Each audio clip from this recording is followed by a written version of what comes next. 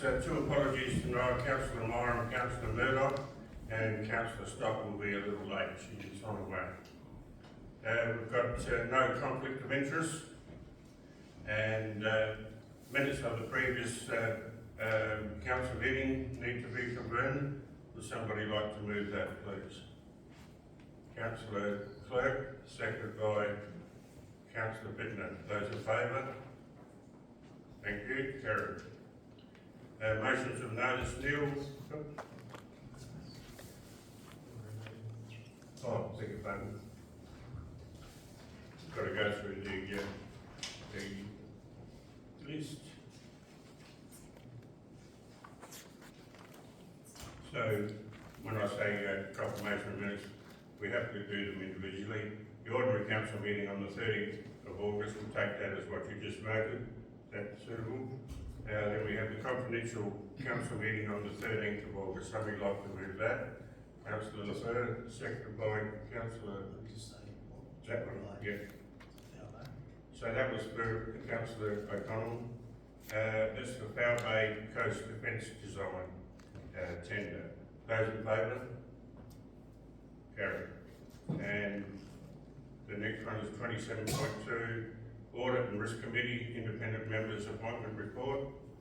Somebody like to move that one? Councillor Bittner, seconded by Councillor O'Connell. Those in favour? Carried. And thirdly, the Chief Executive Officer's Key Performance Indicators Report. Would somebody like to move that? Councillor Clerk, seconded by Councillor Lefebvre. All those in favour? Carried. Thank you.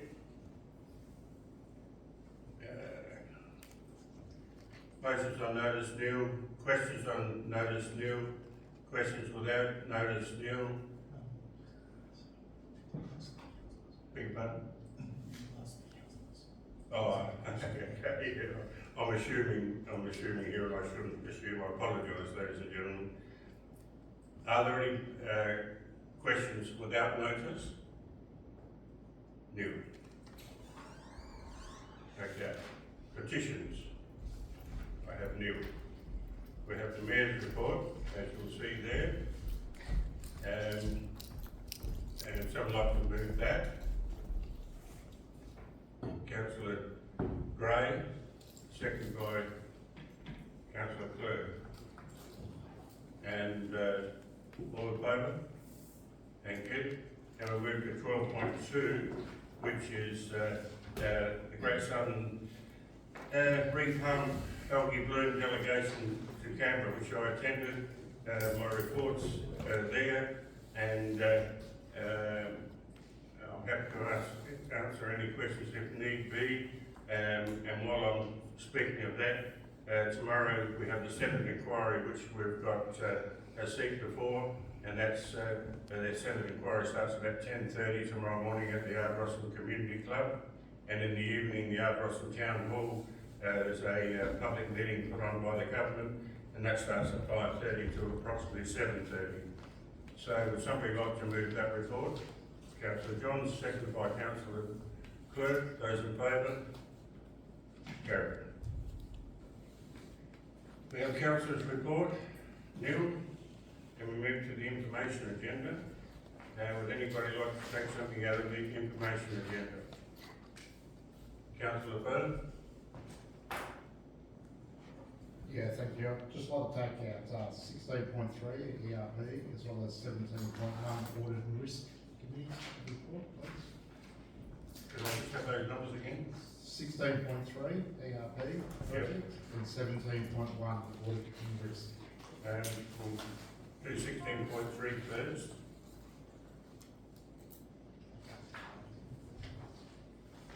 So,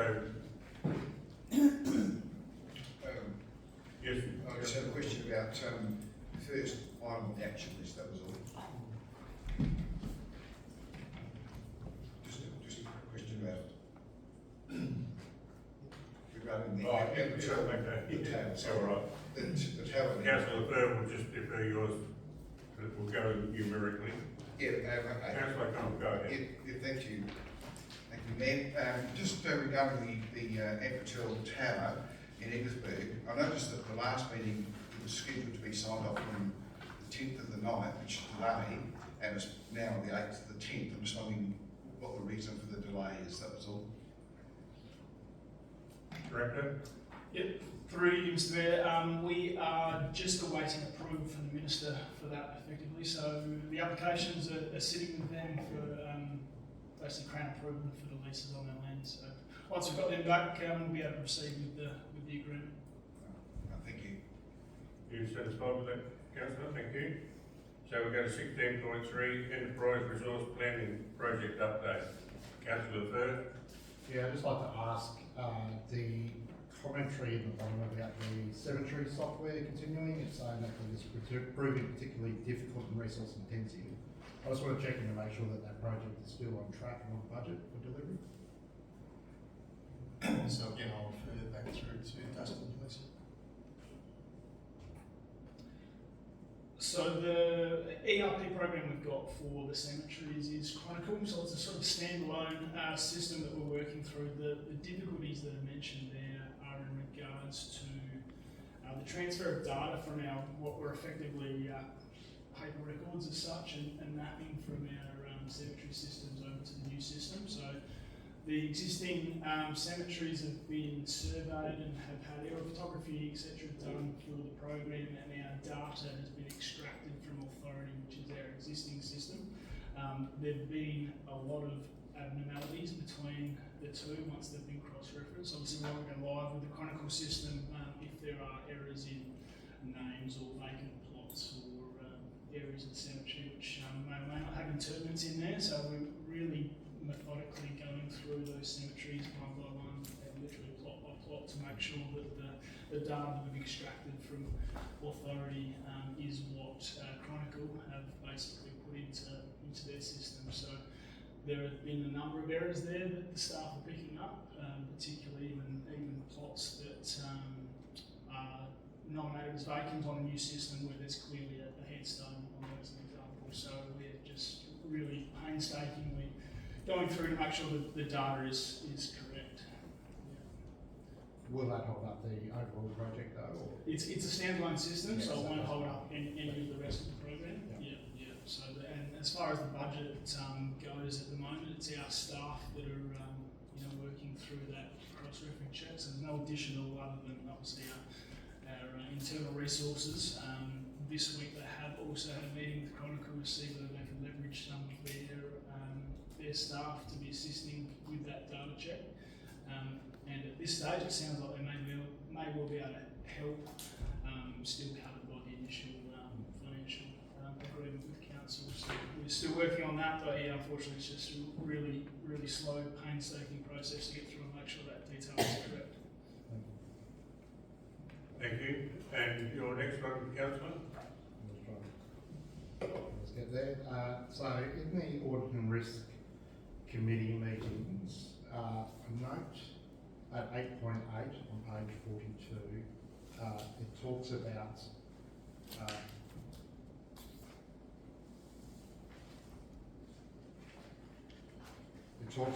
the review that identifies some strategic risk gaps and proposes new ones.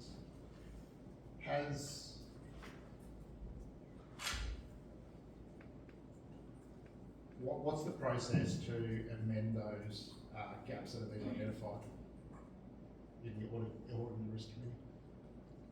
Director Thompson, can you address that? Through you, Deputy Mayor, I can. So, just for some further context, Debbie, the JLT report is an annual report which they provide around about September.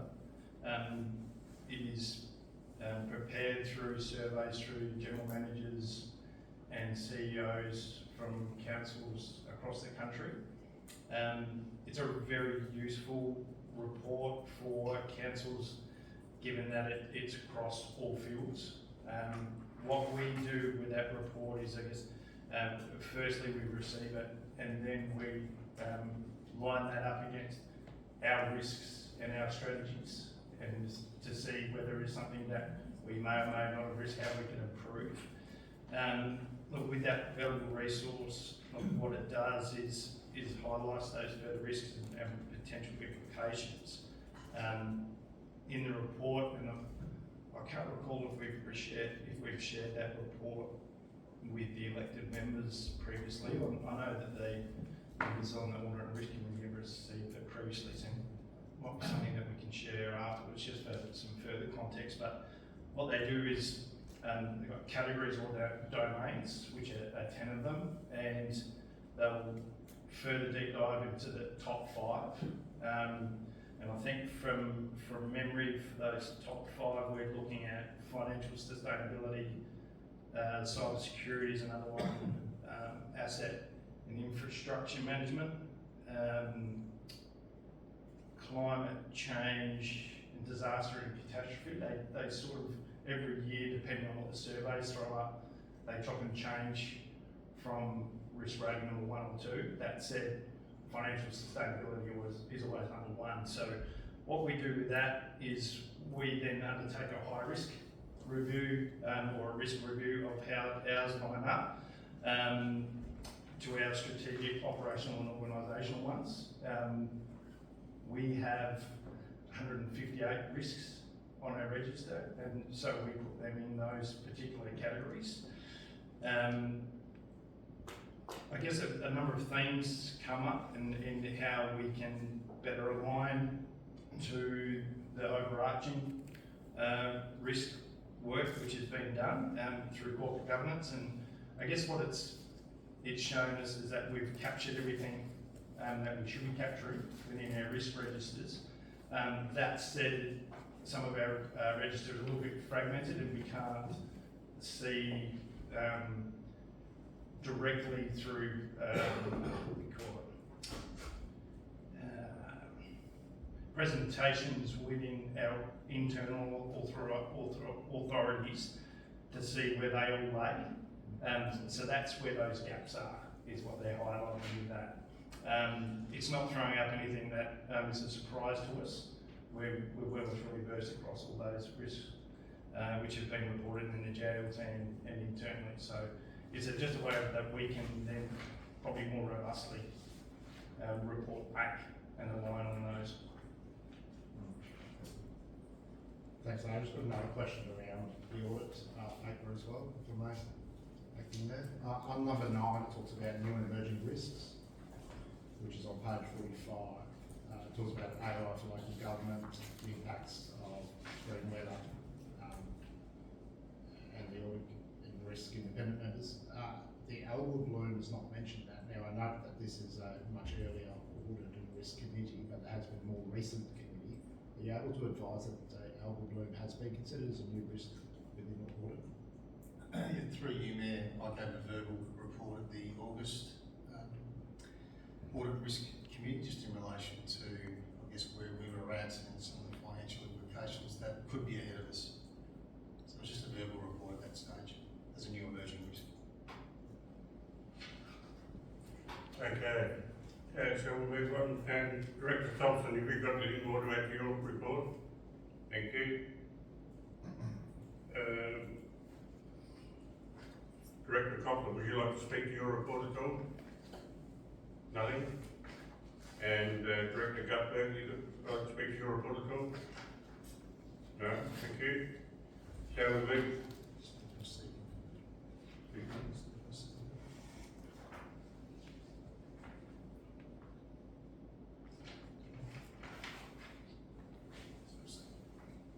Oh, okay, yeah. So, somebody like to move that we receive those reports? Councillor O'Connell, second by Councillor Hoyle, those in favour? Carried. And Councillor Stockwell to the meeting. That's fine. So we move to number item 20, which is visitors to our meeting. We have a visitor, Joe Daniels Wilson, who's the chairperson of the Friends of Port Morale. Would like to come up and tell us why you're here.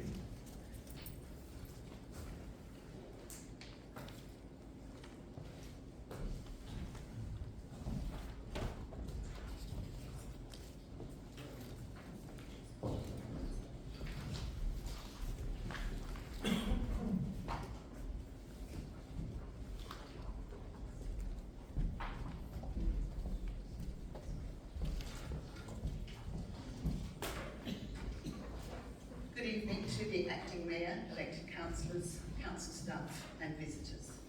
I understand that you've been provided electronically with part 1 Port Moorawi Dark Sky presentation, which shows some background information, an article on night sky friendly lighting, another article from the International Dark Sky Association, Re-Protecting the Night Sky for Future Generations, and a Whaler article informing the community of our proposal.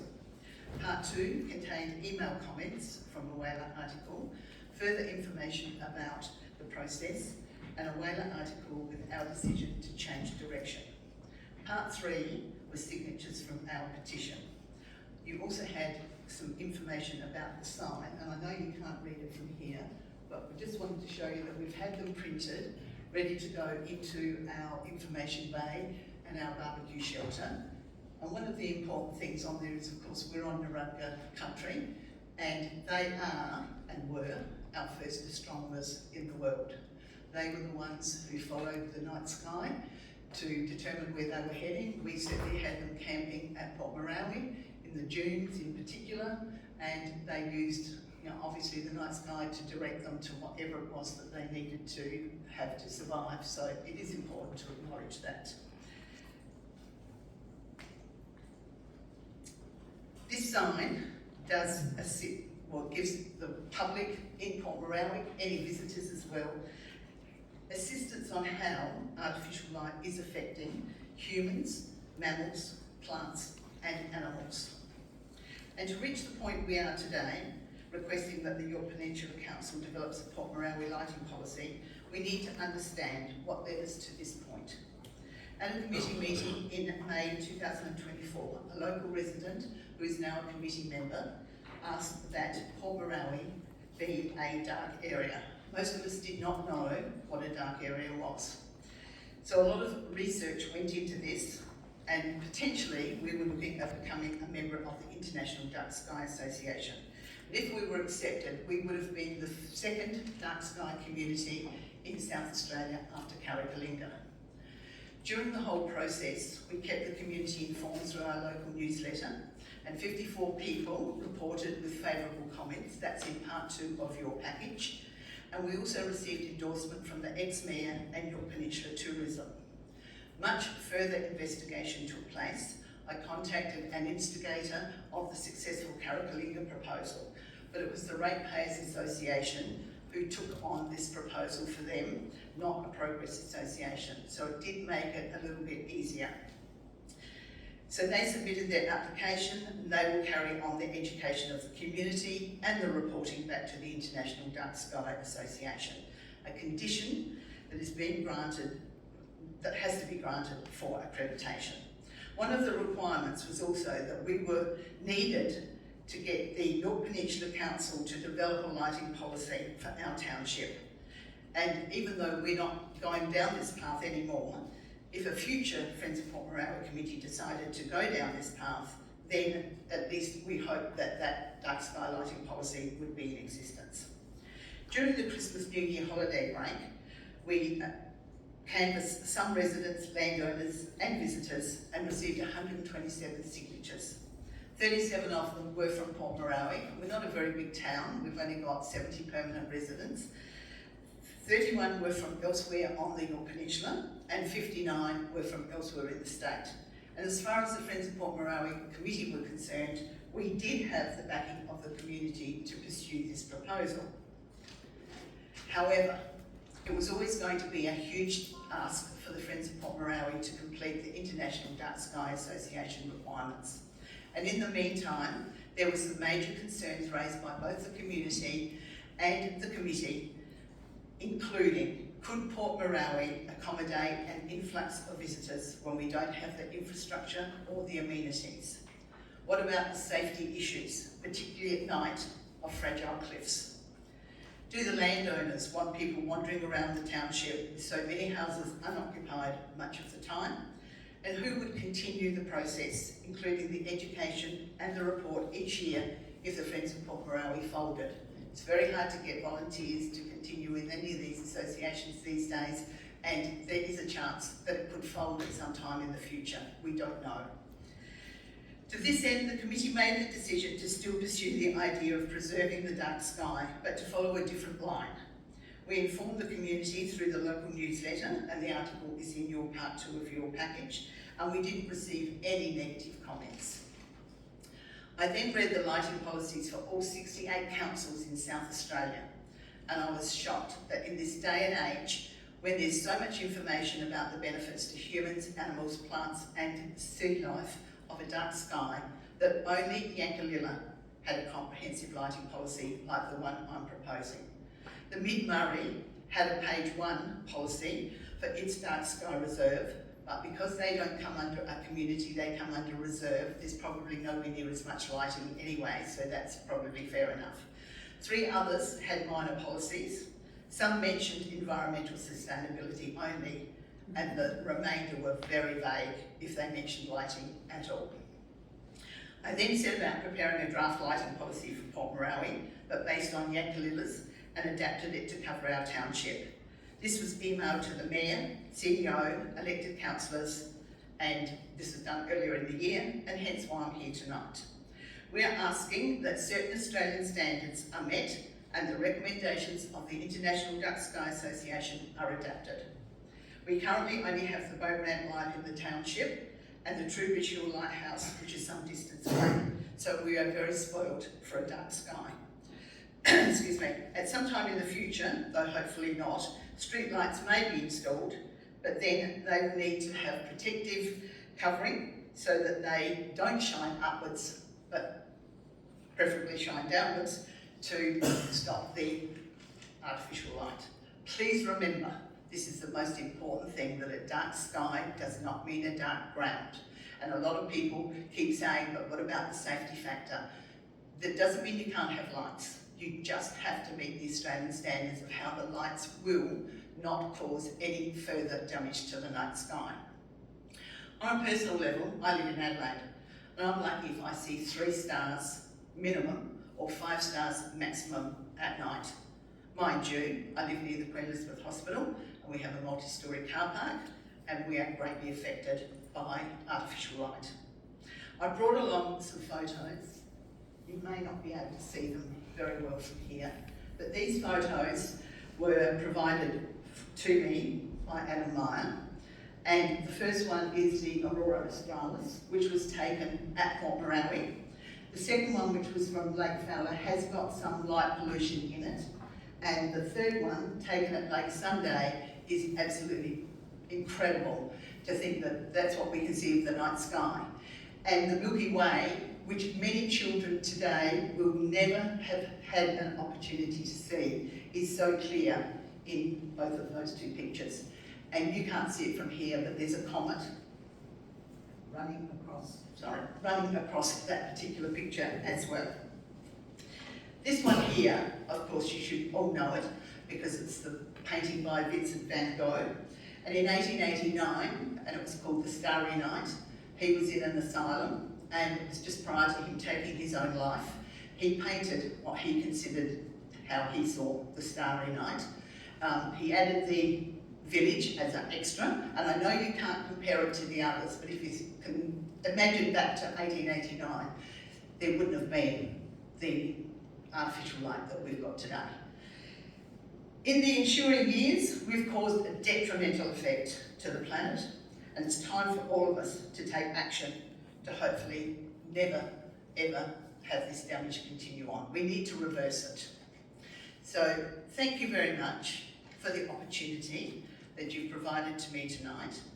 And I hope that all of the information that's been provided to you will give you an opportunity to understand how important it is to preserve the night sky and why the Friends of Port Moorawi are so passionate in our endeavour to preserve it through the Council adopting a Port Moorawi dark sky lighting policy. And I'm more than happy to answer any questions if you have any. Councillors, any questions? I have one. Yes? That picture of Lake Sunday, is that a moonlight shining on that building? You have to ask Adam Meyer. And he's not here. It seems bright at night. He said he took it from, is that the school? I don't know. I think he said he took it from the school. Anyway, I'm not absolutely certain, I can't answer that. I just really was wanting to show the night sky.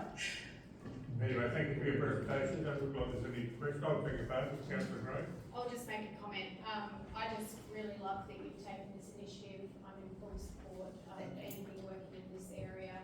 I'm personally quite affected by artificial lighting and trying to keep that to a minimum in my own environment. So I wasn't actually aware of those decisions made in Yakula and Carrickablega, so that's really warming as well to know that other communities are doing something similar, and hopefully we can support that in the future. Thank you. Very good. Okay, Thank you. thanks.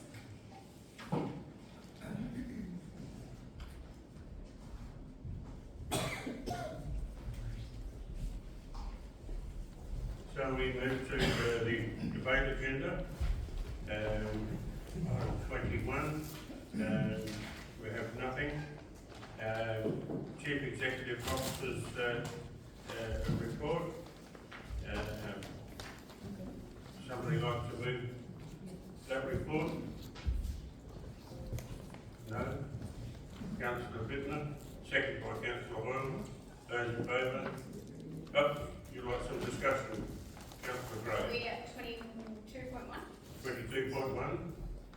So I just had a comment to make on this one, and I don't know whether that's something that the council is prepared to consider at this point, but we're effectively making a decision that the staff have no choice as to whether they take annual leave during that period. So there may be staff that actually prefer to take their annual leave during other periods of the year when there is, less pressures on things like our campgrounds and accommodation and things like that. So I personally don't take leave during the busy times because of where we live. So I just wanted the other councillors to consider this. The other consideration is that we have a huge part of our ratepayers that actually don't live here permanently. So their touch points with us as a council are during these sort of holiday periods, long weekends and things like that. So reducing our services to them during those types of periods may not be advantageous to us being accessible to them. So that's another consideration, and perhaps if we had some feedback from the staff about how they actually feel about this, and I did ask the CEO about the enterprise agreement because there is some wording in there that we also need to consider. There may be staff that are actually willing to work during those periods and actually provide maybe even reduced services that mean that we're a little bit more available. So yeah, that's just something that I really wanted the other councillors to consider. Whether this is a little bit late in the piece this year, I don't know. And I know that this is historically something that we've just always done, but maybe it's time to open that discussion. So you like to report on any, make a comment on that? Through you, Mayor, this is obviously a traditional shutdown. It is the officers only. We do have crews that are out and available for emergency works. Andre's construction crew, they do shut down. The maintenance crew are available. Some of the admin staff do work, and staff can request through me to work through that period, and I can grant that. We had maybe the odd issue with the answering service, over the last decade. Predominantly, the issues have been addressed through that. Hasn't raised any flags with me. Okay, so we've got a mover and a second. Councillor John, sorry. Thank you, Mayor. Just to follow that up, the CEO, is there, willingness to, or is it something that would be favourable? Is this sort of being offered to staff that if you really like to work through there and it's practical to do it? I know we've got situations like Andre's teams and so on that just doesn't always work because you pull out team members and it just doesn't construction work, that's not going to be very applicable. But other sort of, is there an appetite for some to work through that period? Because I know there's always contingency plans for storm events and all sorts of accidents, storm events. I think back to the Boxing Day storm we had a few years ago where there were trees down over roads everywhere. generally as landowners and community people just had to come to the fore to see it. Through you, Mayor, this relates to the administrative staff, not the outdoor staff. Right. But So this is about the office closures. there would be some administrative staff that Some staff would be, will work through that period, would especially to assist with the rangers. tie in with that work. Yep. Yeah. That's what I just. We do have staff working through. This was their request through the enterprise bargaining agreement. I have to take it off them. I think I'd have a fight on my hands. Don't get me wrong, I Yes, fully appreciate that we all, you know, like to have a period of festivity, period and New Year and so on, and it just seems to work because most businesses close down and so on, so that's fine. I'm just wondering whether there is, you know, some feeling there that staff members would be applicable for them if they wished. We could put that through to the three directors. Any concerns raised at all? None through my team, and look, let's be candid here, 2/3 of the staff that we employ go through my department, indoor and more so outdoor, and most of them are in the construction space, and it's traditional, the construction industry to have it shut down for around about 2 weeks. That's just before I was born. So I think, you know, that's just the way things are done. Most places, they literally shut down. They, you know, even if you've got contractors on board, they shut down. So it's pointless us sort of having our team members. So we tend to align with the way the industry works as a whole. And yeah, that's how my outdoor staff do things. But, you know, as Andrew said, the indoor stuff, that's, once again, that's something we do the bare minimum in terms of, you know, if somebody wants to work through, they can through the CEO's permission. But otherwise, people take the opportunity to have time off as well. Okay. Councillor Stock. Just a further question, just with regard to the enterprise agreement. So Andrew, you mentioned that if that's factored into the current agreement, that the staff wanted to have that period of time as an office closure. So that's, if we made any adjustment to say, we'd actually like to leave the office open with skeleton staff, that would contravene the enterprise agreement? Technically, it would. If the council made that decision, I would enact on it. So we'd have to get staff to do it. It may be difficult. That's why we bring this early, so that people need to plan their holidays or whatever they're doing with their families.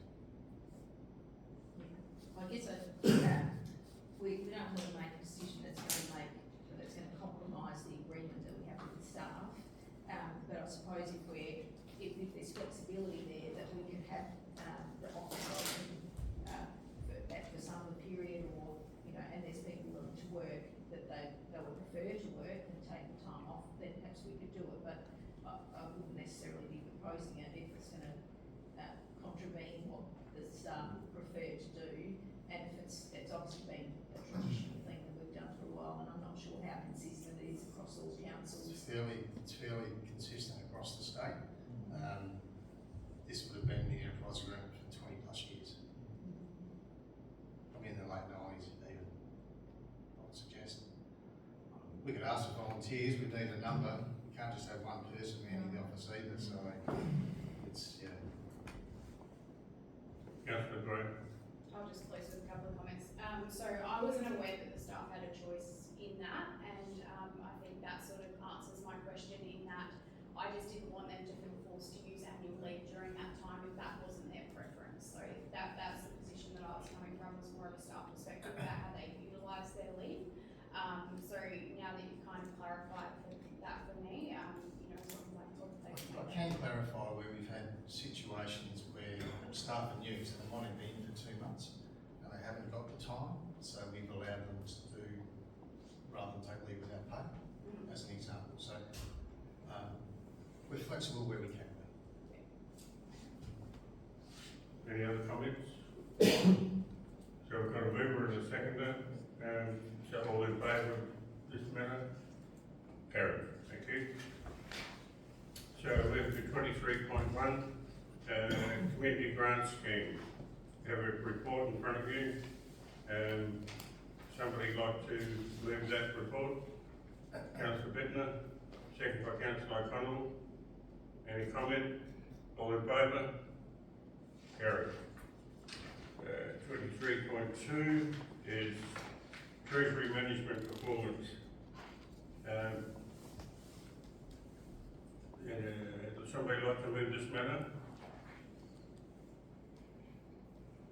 Councillor Clerk, seconded by councillor Lefebvre. Any commentary? All those in favour? Carried.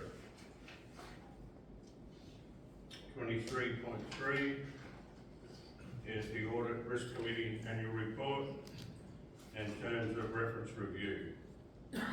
Somebody like to move that report? Councillor Hoyle, seconded by councillor Bittner. Any commentary? Those in favour? Carried. We go to 23.4, which is the financial report as of 31st of August 2025. Somebody like to move that report? Somebody like to move that report? Councillor Bittner, seconded by councillor Hoyle. Is there any commentary? Councillor Lefebvre? Just like to understand, on page 94 on note 4, it talks about the unrecognised value. When will we see that unrecognised value be noted in the UPF? Councillor Thompson, can you speak to that? Director Thompson can. Sorry. There has been some intentions to bring that into the report for a few months now. You would have noted. Like I said, it is on the schedule of things to be done, but I guess it's just hasn't found its way to the top of the in-trade yet. But it's definitely there for us to incorporate. And just to be really clear, once it is incorporated, that will significantly affect the deficit that's forecasted, correct? I'll have to check for that. Beautiful. No, that's fine. Thank you.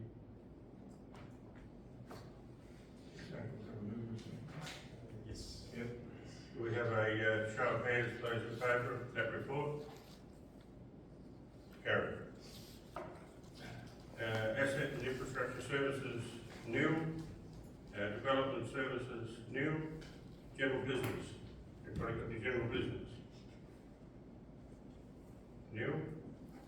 Okay, so we move to the confidential agenda, and before the public actually move out, can I just say that in normal practice, the public are asked to leave the chamber, but can I say that we'll probably only be about 10 minutes, and you're welcome to come back, and we're having a workshop or briefing session at the conclusion of this council meeting, so you're welcome to come back in for that if you would like.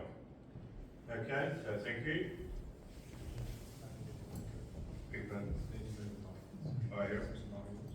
Section 91, order. Councillor O'Connell, you moving that? Councillor Clerk, seconded. Those in favour? Carried, thank you.